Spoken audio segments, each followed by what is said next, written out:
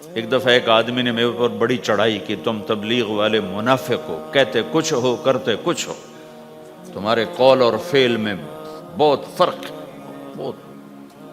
جب ان کا غصہ اتر گیا تو میں نے ان سے کہا بھائی 100 نمبر تو اللہ نے بھی نہیں مانگے، آپ کیوں مانگتے ہو؟ اللہ نے کہا ہے فمن ثقلت موازینہ، جس کی نیکیاں بڑھ جائیں گی گناہ تھوڑے ہوں گے تو پاس کر دوں گا۔ تو 100 نمبر تو اللہ نے بھی نہیں کہا کہ ایک گناہ تیرے کھاتے میں نہیں ہونا چاہیے، 100/100 نمبر لے گا تو جنت دوں گا، نہیں تو ریپٹ مار کے جہنم میں ڈالوں گا۔ تو 100 نمبر تو اللہ بھی نہیں مانگتا، اسے پتہ ہے میرا بندہ کمزور ہے، کبھی گناہ کرے گا کبھی نیکی کرے گا۔ تو وہ کہتا ہے جس کے پاس 51 نیکیاں ہوئیں اور 50 گناہ ہوئے تولوں گا تو 51 جھک جائیں گے نا، 50 معاف۔ مثال دے رہا ہوں میں، ہمارے علاقے میں ایک زمیندار تھے، وہ ذکر بھی بہت کرتے تھے، گالیاں بھی بہت دیتے، ادھر سبحان اللہ او تیرے فلانے، الحمدللہ کے ساتھ ایک پھکڑ تولتے تھے، ساری زندگی وہ ایسا ہی کرتے رہے۔ جب وہ فوت ہو گئے تو کسی نے ان کو دیکھا تو انہوں نے پوچھا کہ میاں صاحب آپ کے ساتھ کیا ہوا، آپ تو گالیاں بہت دیتے تھے۔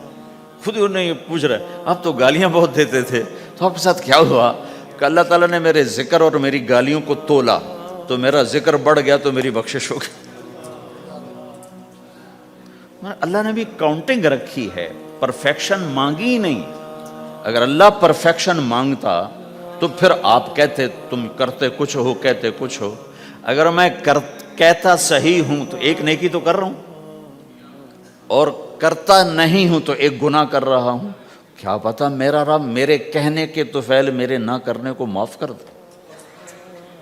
بس ایک صورت میں ہے کام خطرناک کہ اگر میں اس کہنے سننے کو اپنی دنیا بنانے کا ذریعہ بنا لوں پھر خطرناک ہے۔ أَتَأْمُرُونَ النَّاسَ بِالْبِرِّ وَتَنْسَوْنَ أَنفُسَكُمْ وَأَنْتُمْ تُتْلُونَ الْكِتَابَ، وہ یہ آیت ہے۔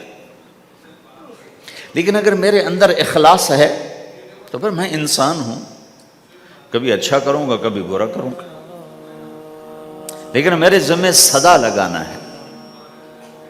تو بھائیو اس تبلیغ کے کام کو کرتے رہنا، اس سے ایمان بنتا ہے، ایمان سے دین وجود میں آتا ہے۔ دین کے 2 حصے ہیں، ایک عبادات ہے جس میں نماز سب سے اہم ہے، پھیری پہ ہو گھر پہ ہو نماز نہ چھوڑو۔ رمضان کے روزے ہیں، اللہ پھر رزق زیادہ دے دے، حج کرو، زکوٰۃ دو، لیکن عبادات بڑی محدود ہیں اور اس میں کثرت اللہ نے مطالبہ بھی نہیں کیا، بلکہ اللہ تعالیٰ نے اس میں اعتدال ہی کو پسند فرمایا ہے۔ اللہ تعالیٰ نے ہمارے نبی لمبی لمبی نمازیں پڑھتے تھے تو اللہ تعالیٰ نے روک دیا کہ ما انزلنا علیک القرآن لتشقی، میرے نبی میں نے تمہیں قرآن اس لیے نہیں دیا کہ تو لمبی لمبی نمازیں پڑھ کے تھکتا رہے، درمیان نہ چل۔ اللہ کے نبی نے تبلیغ میں زیادہ زور دکھایا تو اللہ نے اس پر بھی کہا فلا تذهب نفسك علیہم حسرات، اتنا غم نہ کیا کر کے تو خود ہی ہلاک ہو جائے، نہیں ایسا نہ کر۔ تو عبادات محدود ہیں اور اس میں اعتدال مطلوب ہے۔ سارا دن مصلی پہ بیٹھنا یہ اللہ نہیں دیکھنا چاہتا، اللہ یہ دیکھنا چاہتا ہے کہ تو باہر جا تاکہ میں دیکھوں کہ اب تو کیا کرتا ہے۔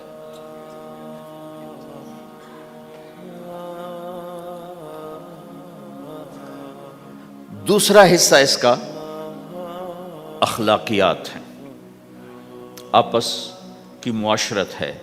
دین جو اثر انداز ہوتا ہے وہ معاشرت سے اثر انداز ہوتا ہے، عبادت سے نہیں، عبادات سے نہیں۔ عبادت تو مسجد کے اندر ہے یا مصلی پر گھر کے اندر ہے، روزہ اندر کی چیز ہے، حج بیت اللہ میں ہے، زکوٰۃ مسلمان کو دی جاتی ہے۔ تو دنیا میں دین پھیلنے کے لیے اور اپنوں کو دین کے قریب کرنے کے لیے جو سب سے بڑا عمل ہے وہ بھائیو اچھے اخلاق ہے۔ یہ دوسرا حصہ میں آج بیان کرنا چاہتا ہوں۔ اللہ کے نبی نے فرمایا ایو عُرَى الاسلام اوثق، مجھے بتاؤ اسلام کا سب سے مضبوط عمل کیا ہے؟ تو صحابہ نے کہا الجہاد، یا رسول اللہ جہاد۔ اسلام کا سب سے مضبوط عمل کیا ہے؟ صحابہ نے کہا جہاد، تو آپ نے کہا وَحَسَنٌ وَمَا هُوَ بِهِ، ہاں جہاد بہت اچھا عمل ہے لیکن سب سے بڑا عمل نہیں ہے، سب سے مضبوط عمل نہیں ہے۔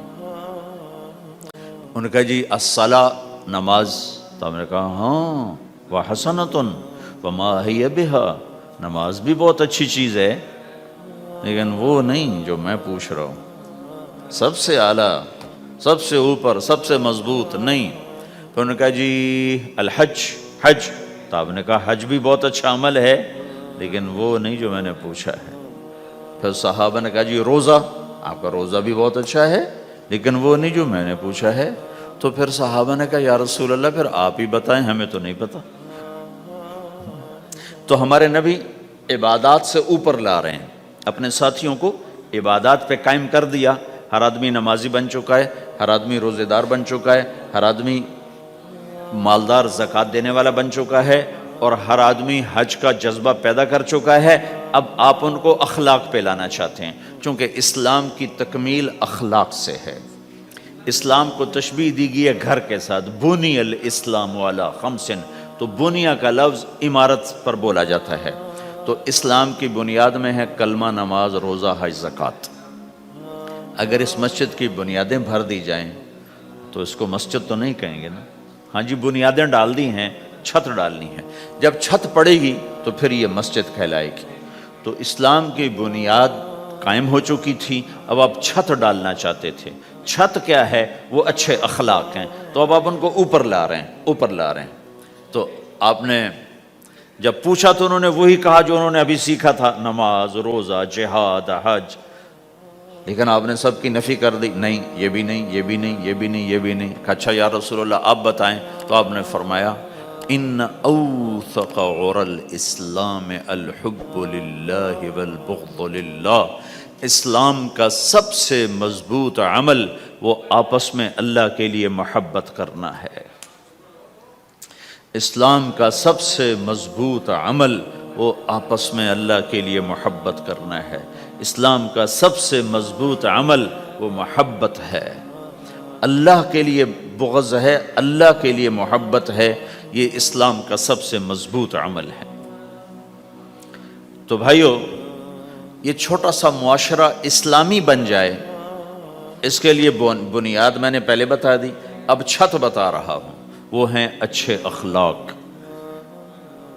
اللہ تعالیٰ نے جب ہمارے نبی نے نماز لمبی پڑھی تو اللہ نے کہا درمیانی پڑھو، میں نے ابھی بتایا۔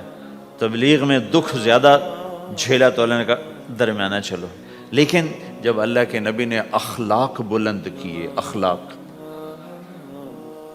تو اس پر بھی اللہ تعالیٰ فرماتا میرے نبی ذرا اتنا نرم نہ ہو، تھوڑا سا سختی دکھا، آنکھیں دکھا، تھوڑا شوں شاں کر ہیں۔ تو میرے رب نے کیا کہا؟ واہ، میرے رب نے آپ کے اخلاق کی جیسی تعریف کی ہے، آپ کے کسی عمل کی ایسی تعریف نہیں کی۔ نماز کو کہا معتدل، اعتدال، دعوت کو کہا اعتدال، اور اخلاق کو کیا کہا؟ انک لعلی خلق عظیم۔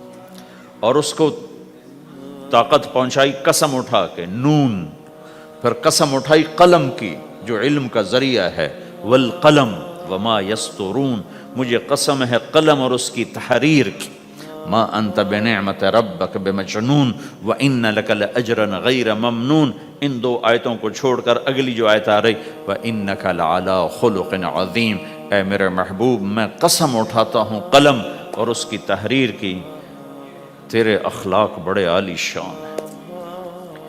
یہ نہیں کہا تیرے اخلاق بڑے عالی ہیں، انک لعلی، علا، علا کا یہاں بہت عظیم الشان کردار ہے۔